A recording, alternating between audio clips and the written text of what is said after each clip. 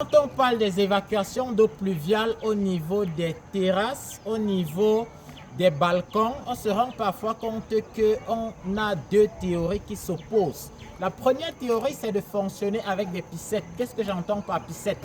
On va donc venir faire des limons. Voici le limon. On va percer un trou au niveau des limons et on va mettre un petit tuyau qui va donc ressortir pour verser les eaux pluviales. On a cette théorie. On a la deuxième théorie qui consiste à mettre un siphon. On va venir sur la terrasse ou bien sur le balcon. On va choisir un coin. On va venir mettre un siphon. Avec le siphon, on aura donc l'eau qui va être recueillie par le bas. Avec la piscette ou alors avec les piscettes, on aura l'eau qui va être recueillie par les côtés. Regardez, voici une piscette, voici deux piscettes, voilà trois piscettes. Voilà ce qu'on appelle piscette.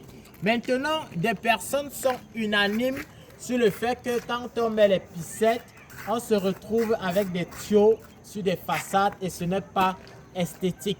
Maintenant, d'autres estiment que non, il faut travailler avec le siphon. Qu'est-ce qu'il faut réellement prendre en compte? Parfois, vous allez voir des bâtiments avec de très belles architectures où on a utilisé des piscettes. Est-ce que vous pensez que c'est parce qu'on ne savait pas que les siphons existent? Parfois, vous allez voir des bâtiments où il y avait tous les moyens possibles, mais on a quand même utilisé les piscettes. C'est pour dire que ce n'est pas un choix qui se fait de manière aléatoire, ou bien ce n'est pas un choix qui se fait juste sous le prisme de l'esthétique, mais il y a d'autres paramètres qui peuvent être pris en compte. Lesquels?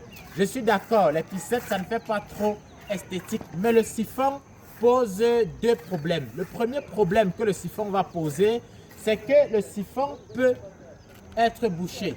Et quand le siphon est bouché, la fonctionnalité n'est plus optimale. Quand je dis siphon bouché, on sait comment avec nos mains on utilise certains appareils sanitaires. Le deuxième élément, c'est que quand on va venir positionner le siphon à un angle, zoom toute la terrasse s'il te plaît, zoom toute la terrasse. Là on est sur une terrasse de 2,50 je crois sur 5 mètres, près de 10 mètres carrés. Si tu as zoomé toute la terrasse, tu reviens. Si on vient positionner le siphon ici, comment prendre les eaux de toute cette partie-là pour ramener ici? Il faut gérer avec la notion de pente. Quand on fait donc la pente, est-ce que le carreleur, je prends le cas où nous sommes sur un balcon, est-ce que le carreleur va venir mettre les carreaux en suivant la pente? Si c'est ce qu'il doit faire, comment va-t-il gérer avec les dimensions des carreaux? Si on a par exemple des carreaux de 60 carrés, des carreaux de 60 par 120 au niveau de la véranda, parce qu'on ne peut pas biaiser le charisme d'un balcon avec des carreaux de 10 par 10 ou bien avec des carreaux de 30 par 30 qui sont plus faciles à faire des pentes.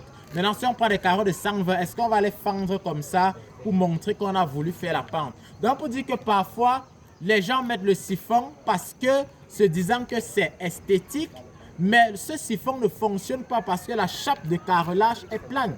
Et on a juste un siphon qui, à un moment, joue un rôle décoratif parce qu'il ne joue plus son rôle de recueillir l'excédent d'eau ou alors de recueillir les eaux pluviales. À ce moment, donc, la piscette devient une formule intéressante parce qu'avec la piscette, il suffit que le carreleur fasse une seule pente. Je dis une seule pente parce que les eaux sont orientées d'un côté. Il met deux piscettes et c'est OK.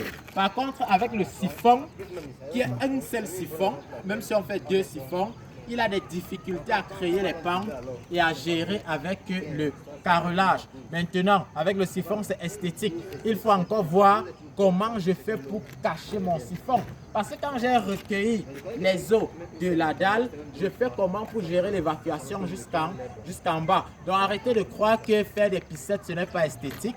Il y a des bâtiments que je vois à Bastos avec des budgets conséquents où on aurait pu faire des siphons. Mais on a quand même fait des piscettes et on a pensé à un autre moyen de les rendre discrets avec des petites moulures décoratives. Et donc, parfois, le siphon n'est pas forcément l'élément qu'il faut et il faut opter pour une piscette pour une meilleure fonctionnalité. Les amis, je ne vais pas être plus long que ça. Je vous invite naturellement à vous abonner à nos plateformes digitales parce que, comme vous le savez, au quotidien, nous prenons beaucoup de plaisir à partager avec vous les réalités que constitue la réalisation des projets de construction dans notre environnement africain en général et surtout dans notre contexte camerounais. D'ici là, on ne manquera pas de faire d'autres capsules dans lesquelles nous allons aborder d'autres thématiques en rapport avec le domaine que nous estimons être le plus passionnant de l'ingénierie. Il s'agit donc du génie civil.